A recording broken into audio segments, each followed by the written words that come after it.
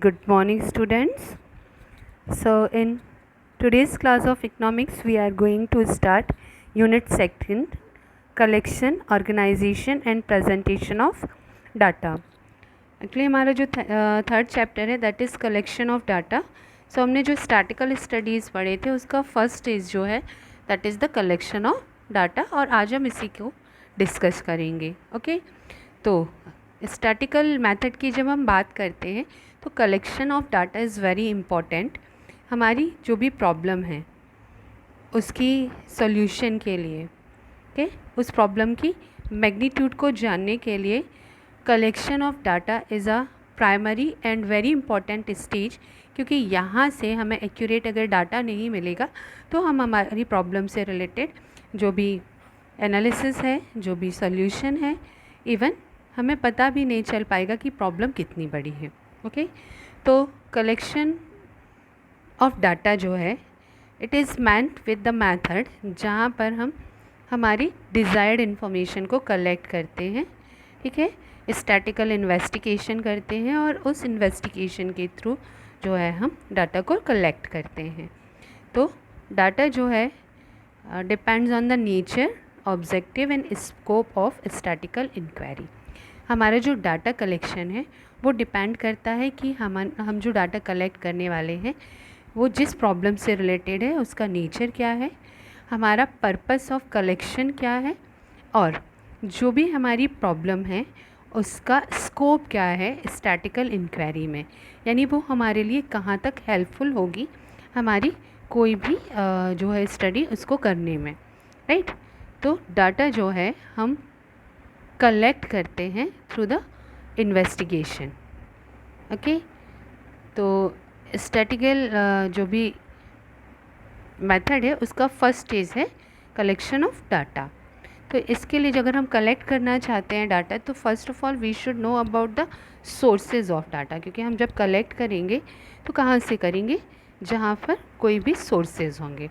तो sources of data collection जो हैं those are of two type, internal and external. जो भी सोर्सेज ऑफ डाटा हैं वो इंटरनल हो सकते हैं और एक्सटर्नल हो सकते हैं.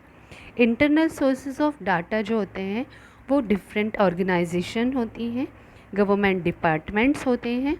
ओके वो जनरेट करते हैं वो अपने रेगुलर फंक्शन के फॉर्म में कुछ इंटरनल इंफॉर्मेशंस रखते हैं.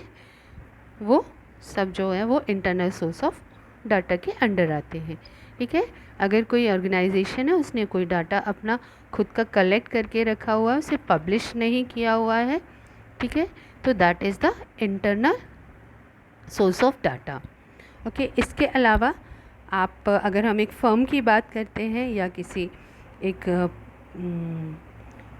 कंपनी जो प्रोडक्शन कर रही है किसी चीज़ को, किसी कमोडिटी की, तो वहाँ पर वो organisation sales, production, interest, profit, dividend, ऐसे सारे का डाटा को अपने पास कलेक्ट करके रखती है ईयर बाय ईयर. तो that is also a source of internal data. Okay तो ये डाटा एक्चुअली क्यों रखे जाते हैं, फ्यूचर प्लानिंग के लिए. अगर हमें अभी प्रॉफिट हुआ है तो आगे कितना प्रॉफिट हमें मिल सकता है, उसके लिए हमें क्या प्लानिंग करनी होगी. ठीक है, सेल्स अभी कितनी है, कैसे बढ़ाई जा सकती है, ये सारी चीज़ों के लिए हम इंटरनल डाटा कलेक्ट करते हैं different organisation and different forms. Okay अब हमारा सेकेंड जो सोर्स ऑफ डाटा है that is the external source of data. Okay तो एक्सटर्नल सोर्स ऑफ डाटा जो है those are divided into two form, secondary and primary. तो कि दो कलेक्शंस के हमने तरीके देखे हैं, प्राइमरी, ठीक है, और सेकेंडरी. तो हमारा जो सोर्सेज ऑफ डाटा है एक होगा प्राइमरी और दूसरा होगा secondary. Primary source of data जो होता है that refers to the collection of data from the source of origin, यानी जो भी प्रॉब्लम है उससे रिलेटेड डाटा जब हम उसके ओरिजिन जहाँ पर वो प्रॉब्लम है वहाँ जाकर के कलेक्ट करते हैं तो that is the source of origin. Okay suppose करिए if you want to know about the production of rice. Okay तो आप village to village, farmer to farmer जाकर के कलेक्ट करते हैं डाटा कि कहाँ पर कितना प्रोडक्शन हुआ है. तो this is the source of origin, जहाँ पर वो प्रोडक्शन हो रहा है वहीं से आपने डाटा को कलेक्ट कर लिया है। ओके, तो यहाँ पर आपको क्या मिलता है, फर्स्ट हैंड इंफॉर्मेशन मिलता है जो कि आपकी स्टैटिकल जो भी ऑब्जेक्टिव होते हैं उनसे रिलेटेड होता है। But primary source of data जो होता है, वहाँ से कलेक्शन ऑफ डाटा जो होता है वो टाइम टेकिंग है और काफ़ी कॉस्टली भी होता है, क्योंकि आपको person to person, place to place खुद मूव करना होता है, तो आपको टाइम भी काफ़ी देना होता है और कॉस्ट भी काफ़ी हायर होती है इसकी। सेकेंडरी सोर्स ऑफ डाटा जो होते हैं वो उन रेलिवेंट स्टैटिकल इन्फॉर्मेशंस को कहते हैं जो ऑलरेडी किसी इंस्टीट्यूशंस के पास में है। ठीक है, यानी ये जो डाटा है ऑलरेडी कलेक्टेड होता है। सपोज़ करिए प्राइमरी डाटा कलेक्ट किया गया है, अब उसे कोई और किसी और पर्पस के लिए आपसे मांग लेता है, तो that is the secondary data, क्योंकि ये ऑलरेडी कलेक्टेड होता है। प्रॉबेबली आपके ऑब्जेक्टिव्स जो हैं यानी पर्पस थोड़ा सा डिफरेंट हो सकते हैं, बट कुछ एक चेंजेस करके इन्फॉर्मेशन को रीयूज़ किया जा सकता है। तो जब ऑलरेडी कलेक्टेड डाटा को हम वापस अपने यूज़ में लेते हैं तो that is the secondary source of data. तो इसके लिए आप क्या कर सकते हैं, कुछ एजेंसीज़ होती हैं, कुछ इंस्टीट्यूशंस होते हैं जिनके पास ऑलरेडी डाटा होता है, आप उनसे लेंगे तो that will be the secondary source of data. तो प्राइमरी सोर्स ऑफ डाटा जो ओरिजिन से हम कलेक्ट करते हैं, those are the original facts जो हम पर्सन टू पर्सन या प्लेस टू प्लेस जा कर के कलेक्ट करते हैं। सेकेंडरी सोर्स ऑफ डाटा में हम वो डाटा काउंट करते हैं जो ऑलरेडी कलेक्टेड होता है और हम उसको रीयूज़ करते हैं। ओके, सो लेट्स सी कि डाटा के टाइप, अभी हमने सोर्सेज के टाइप्स पढ़े, अब हमारा डाटा जो है वो भी कितने टाइप्स का होता है, we will discuss that, right. So types of data को भी हम अगर बात करते हैं तो those are obviously, primary source से हम लेंगे तो वो प्राइमरी डाटा होगा और सेकेंडरी सोर्स से लेंगे तो सेकेंडरी डाटा होगा। That's why types of data जो होते हैं वो भी दो तरह के होते हैं। तो प्राइमरी डाटा क्या होगा, जिसे इन्वेस्टिगेटर ओरिजिनल प्लेस पर जा कर के फर्स्ट टाइम कलेक्ट करता है, राइट। और सेकेंडरी डाटा जो होगा जो ऑलरेडी कलेक्टेड था, पर्टिकुलर इंक्वायरी के अंडर उसको कलेक्ट किया गया था, पर हम अपनी इंक्वायरी के अकॉर्डिंग सेकेंडरी बेसिस पर उसे यूज़ कर लेते हैं। ओके, नाउ सी कि what is the distinction and difference between the primary and the secondary data। Primary data जो है वो क्या है और सेकेंडरी डाटा क्या है, दोनों के बीच का डिफरेंस जो है वो हम यहाँ पर डिस्कस करने वाले हैं। ओके, तो प्राइमरी डाटा हमने आपको ऑलरेडी बताया है कि हम उसे ओरिजिन, सोर्स ऑफ ओरिजिन पर जा कर के कलेक्ट करते हैं। तो first of all we will see it on the basis of meaning. तो जब हम बेसिस ऑफ मीनिंग की बात करते हैं तो data collected by the investigator for his own purpose for the first time from the beginning to end. तो हमारा जो प्राइमरी डाटा होता है उसे इन्वेस्टिगेटर अपने खुद के पर्पस के अकॉर्डिंग कलेक्ट करता है। फर्स्ट टाइम ये कलेक्ट किए जाते हैं और बिगनिंग से एंड तक इनको कलेक्ट किया जाता है, यानी शुरू से आखिर तक की इन्फॉर्मेशन जो है वो कलेक्ट की जाती है। जबकि सेकेंडरी डाटा ऑलरेडी एग्जिस्टेंस में होता है, यानी वो ऑलरेडी कलेक्टेड होता है पर किसी और पर्पस से इसे कलेक्ट किया गया था, बट उसमें कुछ चेंजेस लेकर के हमें कुछ दूसरी प्रॉब्लम का सॉल्यूशन जो है वहाँ पर मिल सकता है। तो दैट्स वाई हम प्राइमरी डाटा को रीयूज़ करते हैं, तो that is secondary data. Okay, source, तो primary data source of origin यानी प्राइमरी सोर्स से मिलता है। ओके, और सेकेंडरी डाटा जो होता है वो सेकेंडरी सोर्स यानी ऑलरेडी कलेक्टेड होता है, तो हमें सोर्स ऑफ ओरिजिन पर उसे नहीं जाना होता है, बल्कि उन ऑर्गेनाइजेशन से हमें मिलना होता है या उनसे कलेक्ट करना होता है जहाँ पे ऑलरेडी उसे कलेक्ट करके रखा हुआ होता है। ओके, प्राइमरी डाटा जो होता है दैट इज़ ओरिजिनल, क्योंकि उसे फर्स्ट हैंडली कलेक्ट किया गया है, जबकि सेकेंडरी डाटा ऑलरेडी एग्जिस्टेंस में होता है, तो हम इसे सेकेंड हैंड डाटा भी कह सकते हैं। प्राइमरी डाटा का कॉस्ट जो है वो हायर होता है, क्योंकि आपको अपने टाइम, मनी और एफर्ट्स प्राइमरी लेवल पर वहाँ इन्वॉल्व करने होते हैं, जबकि सेकेंडरी डाटा ऑलरेडी कलेक्टेड होता है तो वहाँ पर हमें टाइम, मनी और एफर्ट्स भी कम यूज़ करने होते हैं। देन अवेलेबिलिटी, तो ऑब्वियसली प्राइमरी डाटा जो है उसकी अवेलेबिलिटी पॉसिबल है ही नहीं, क्योंकि ना तो ये पब्लिश्ड है ना ही अनपब्लिश्ड रिपोर्ट्स में मिलेगा, क्योंकि इसे कलेक्ट इससे पहले नहीं किया गया था। तो फर्स्ट हैंड कलेक्टेड होता है तो अवेलेबिलिटी इसकी नहीं होती है। और सेकेंडरी डाटा जो होता है वो ऑलरेडी पब्लिश्ड या अनपब्लिश्ड रिपोर्ट के फॉर्म में हमको मिल सकता है, तो सेकेंडरी डाटा की अवेलेबिलिटी हमारे पास होती है। एडजस्टमेंट, प्राइमरी डाटा जो होता है वो अपने स्पेसिफिक ऑब्जेक्ट के अकॉर्डिंग ही कलेक्ट किया जाता है, that's why there is no need of any adjustment. जबकि सेकेंडरी डाटा जो होता है वो ऑलरेडी किसी और पर्पज़ से हमने कलेक्ट किया होता है, और अब हम किसी और पर्पज़ से उसे यूज़ कर रहे होते हैं, दैट्स वाई हमें कुछ एक चेंजेस वहाँ पर करनी होती है। ठीक है, यहाँ पर एक एग्जाम्पल दिया है, if you make a list of marks obtained by students in Hindi class 9th जो है वहाँ के आपने स्टूडेंट्स के मार्क्स कलेक्ट किए।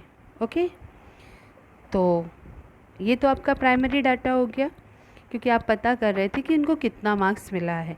लेकिन अगर इन्हीं मार्क्स को हम आगे ले जा कर के रिपोर्ट कार्ड्स में फिल कर देते हैं तो वो क्या हो जाएगा, आपका सेकेंडरी डाटा होगा।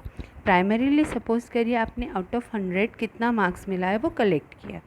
ओके, बट आप जब उनको मार्कशीट में फिल कर रहे हो तो वहाँ पर परसेंट बेस्ड होता है, लाइक हमको क्वार्टरली का 20% लेना है या हाफ ईयरली का 30% लेना है और 50% एनुअल्स का, तो उसके अकॉर्डिंग हमें क्या करना पड़ेगा, अपना डाटा एडजस्ट करना पड़ेगा, राइट। तो आपका जो सेकेंडरी डाटा होता है उसमें एडजस्टमेंट की ज़रूरत होती है, उसमें कुछ चेंजेस हमें करने होते हैं। Okay, now there are obviously जब हम डाटा कलेक्ट कर रहे हैं तो देयर मस्ट बी वन और मोर मेथड्स ऑफ कलेक्टिंग डाटा। तो डाटा की कलेक्शन के जो मेथड्स हैं वो एक होते हैं जिन्हें हम आगे डिस्कस करेंगे। In the first method to collect data is direct personal investigation.